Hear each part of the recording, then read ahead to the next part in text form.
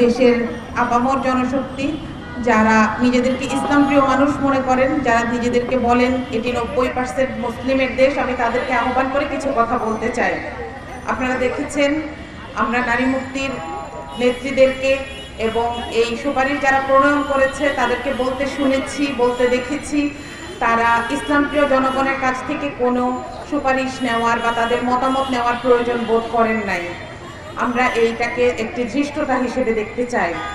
মনে রাখবেন, আমরা যদি নিজেদের অস্তিত্ব কোথাও জানান না দেই তাহলে কেউ আমাদেরকে খুঁজে বের করবে না।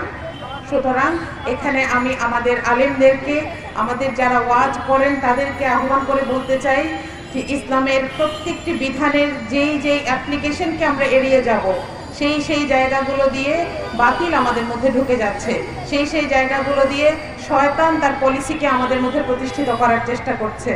আমরা দেখি আমাদের আলিমরা খুব রিসেন্টলি অল্প কিছু মানুষ কথা বলা শুরু করেছেন, কিন্তু বাংলাদেশের নারীদের পৈতৃক সম্পত্তিতে যে অধিকার তার ভাইয়ের 50% সে পাবে সেটাই এখনো নিশ্চিত হয় নাই।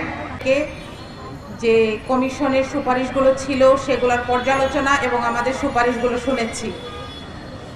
আপনারা জানেন আমরা এর আগে এই সুপারিশগুলো সহ এবং এদের কারেকশনগুলো সহ আমরা একটি বিবৃতি দাখিল করেছি। এটি সোশ্যাল মিডিয়া সহ সব জায়গায় পাওয়া যাচ্ছে।